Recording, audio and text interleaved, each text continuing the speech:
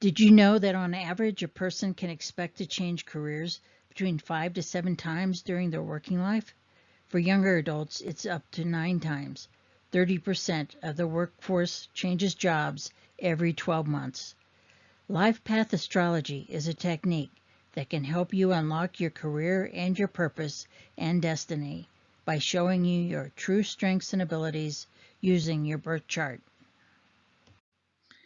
Join me as I dive into the world of astrology to see how it works, how it unlocks true purpose and destiny.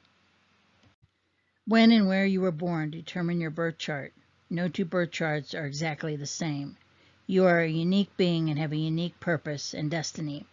The first key to unlock your career and purpose is to look at the cosmic signatures that relate to your life path and ultimate destiny in your birth chart. According to astrology, it was determined before birth on the spiritual side where and when you would be born into the physical world. Your birth chart is really a star map of your evolving soul and what you are here to accomplish in this lifetime. It is a major key to unlock your potential. This is what makes astrology work. We are all interconnected with the evolving rhythms and cycles of the planets, stars, constellations, and the universe. People often spend years in a specific job or industry before they realize that it just isn't a good fit for them.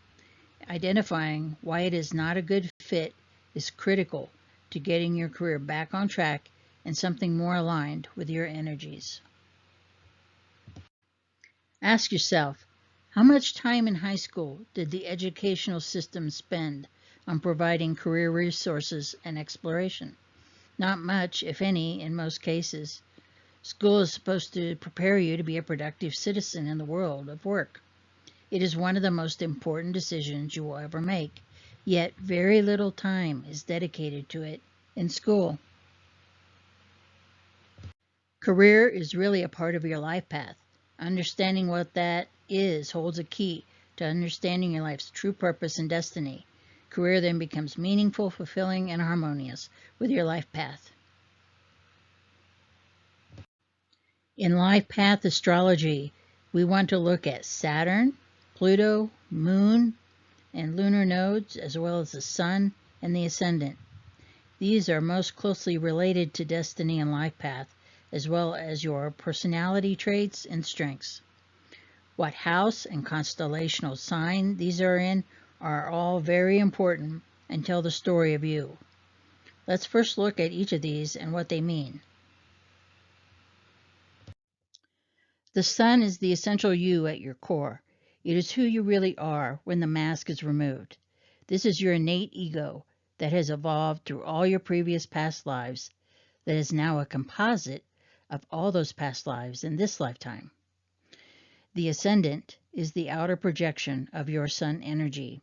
It represents the constellation that was on the horizon when you were born. It is what allows expression of your ego outward into the world. It is how you present to the world and those around you. This is how others see and respond to you. The Moon shows us how we feel and process emotions. It is a major part of our overall personality. The Moon relates to your emotions, feelings, and attractions. This is why it is central to driving your passion and will to do certain things in your life. The lunar nodes are not really planets or objects in space. They are energy points that define the crossing between the ecliptic of the Earth and the Moon's orbit when you were born.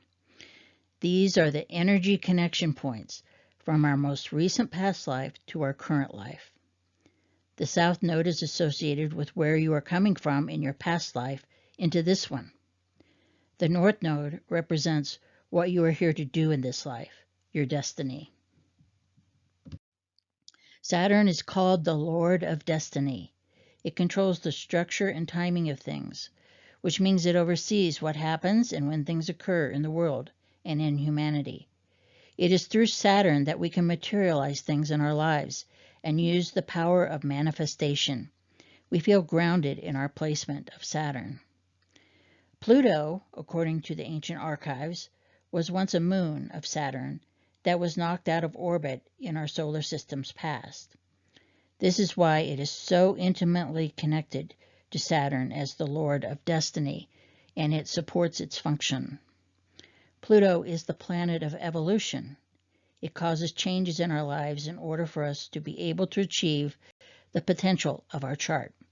It can destroy old, outdated ways so that new things can come into our lives. Let's look at an example of a birth chart and how these life path drivers work. We're going to look at the birth chart for Steve Jobs. His birth data is verifiable from his birth certificate on file with the state of California. So we have reliable data regarding his birth. His life and achievements are well known publicly, and we can look at how his major life events, achievements, and challenges relate to his birth chart. Steve Jobs was known as a tech giant, an innovator of next-generation technology on a global scale. He was adopted at birth. He never knew his biological parents. He had 4 children, 1 with a girlfriend prior to being married, and 3 children with his wife. He started working in electrical circuit board tech with Hewlett-Packard and Atari in the 1976 timeframe. His career really took off when he co-founded Apple Computers and became famous for technology innovation of the personal computer.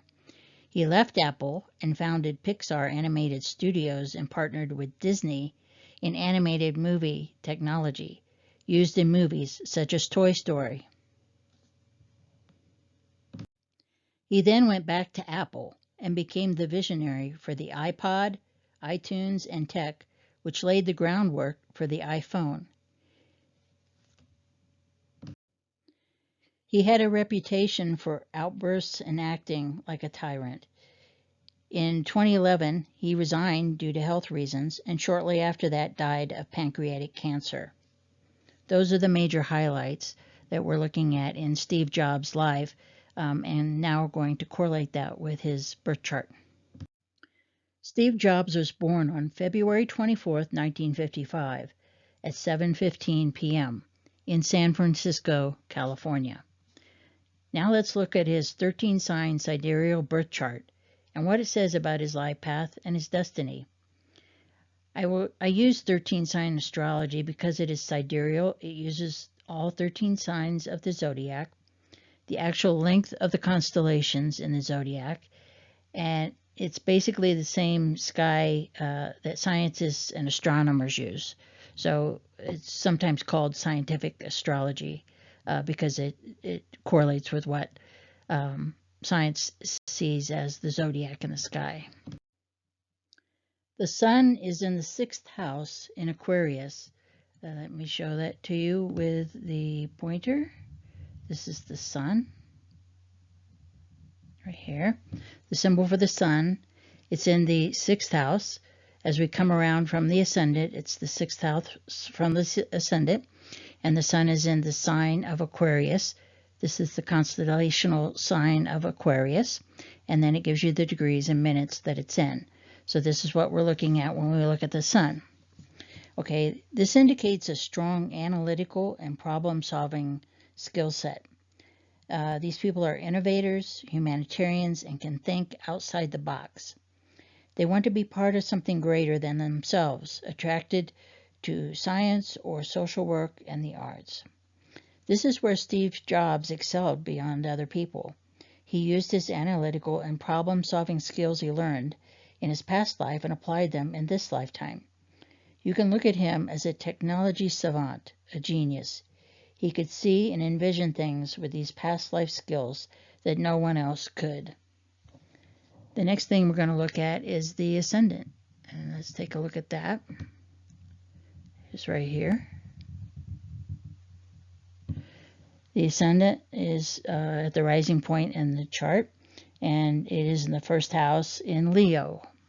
So again, 1st house right here, and Leo. The sign of Leo. An ascendant in Leo is a confident person who likes to be the center of attention. They are creative, expressive, and want admiration and appreciation. They can be flamboyant, strong-willed, impulsive, and dramatic. Many good entrepreneurs, actors, public speaking, management, type people, entertainment, and fashion people have an ascendant in Leo. Steve Jobs definitely fits an ascendant Leo person. He was very confident and strong-willed and could be very dramatic. In fact, he may have been overly controlling. Many people that worked for him said he was difficult to work for because he was so sure of his ideas and vision that he didn't allow much input or made harsh criticism of others' input. He wanted things done his way. He was also known for emotional outbursts and being overly dramatic at times.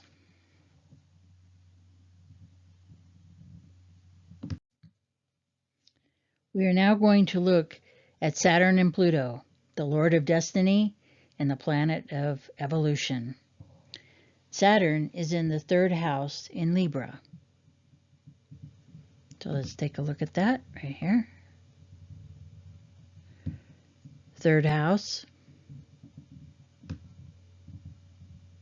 Right here. In Libra. Right here. And this is the symbol for Saturn. Right here. This house and sign would indicate an intense communicator and a serious, disciplined approach. A focus on learning and precision, balance and fairness in relationships, and a good negotiator. Steve Jobs definitely was motivated and serious about tech innovation. He was an intense communicator. However, he tended to be emotional, dramatic, and demanding in his business relationships. Looking at combining this with Pluto, which Pluto is related to Saturn, it was, according to ancient documents, was a moon of Saturn until it got knocked out of orbit in our solar system during its development. So here is Pluto, the symbol for Pluto. It's in Leo, and it's in the 12th house. A focus on the arts and entertainment and innovation and transformative leadership. They're charismatic and they create social and cultural change. They prefer to work and function in secrecy. They have a secret enemy. It's very common that they have some secret enemies. Steve Jobs' greatest tech achievements were in movie animation and products like the iPod and iTunes products, which completely changed how people could purchase and listen to music. He worked in a great deal of secrecy and had business enemies such as Ron Disney, which there were issues in the Disney partnership, and Bill Gates. He was a Microsoft rival to Apple products. So you can see that, he had some working issues with Ron Disney, and he was a competitor. Microsoft was the rival to Apple, and that was headed by Bill Gates.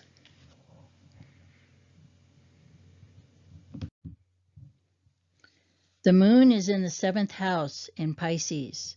Let's take a look at that on the chart. The moon in the 7th house in Pisces. 7th house, right here. Whoops, sorry. The moon and Pisces. This placement of the moon indicates a creative person who uses their intuition and imagination. They seek spiritual purpose. They have strong relationships, both in business and their personal life. Steve Jobs was a very creative and out-of-the-box thinker. He was also a spiritual seeker. He would frequently meditate and spend time recharging at ashrams. His wife was also into Eastern philosophy and religion, which was an important bond in their marriage. He established major partnerships in business, although at times they were under a lot of stress. Also part of the moon is the north and south node. So let's start with the south node. It's in the 10th house. 10th house. South node in the constellation of Gemini. In his past life, he was an information gatherer. He focused on deep knowledge and synthesis of things. He was skilled in communication, learning, travel, philosophy, and business featured heavily in life. These skills and abilities he brought from his past life were the foundation for his tech excellence in this life. He had already developed the skills he would need to succeed as a tech innovator and change agent in this life during his past life. Now let's look at his North Node. Get the cursor to show up here. Okay. This is the North Node, symbol for the North Node, 4th house, in the sign of Sagittarius. The North Node is about learning to balance career with family and home life. Expansion, exploration, especially the meaning of life, is important. The person seeks meaning, explores ideas, and expansive worldviews. They need to heal family history and ancestral patterns. Their needs need to be focused on home, family, and security versus a past life of achievements and social recognition. They need to nurture close relationships, develop emotional awareness, and develop empathy and compassion. So how well did Steve Jobs achieve his North Node life path in his lifetime? He seems to have way over-prioritized work. His work ethic was extreme, and he worked virtually until he died. He was a very hard driver in business and had very high and exacting expectations of those he worked with. He could be overly dramatic and explode. Many work associates considered him difficult to work for. He was adopted and never knew his birth parents, so this would have made it difficult for him to understand and reconcile any ancestral issues with them. These issues are likely unresolved and would now likely have to be addressed in a future incarnation. He had a child with a girlfriend and then married and had 3 children with his wife. So he did seem to settle down and focus on developing a stable family life. Both he and his wife were into Eastern spiritual practices, which would have created a strong spiritual bond between them. You can see that he did make significant progress through his North Node life path, but also that there was a lot left on the table that wasn't achieved. Lessons not learned and any negative karma created in this life will now need to be assimilated into his future incarnations.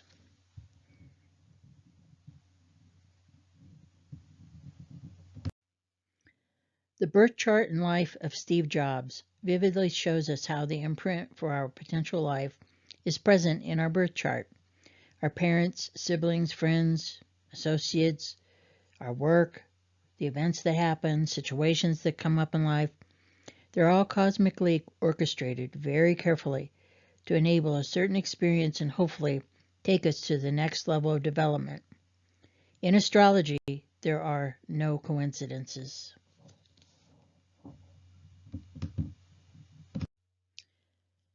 This portrait of Steve Jobs is really a portrait of all of us.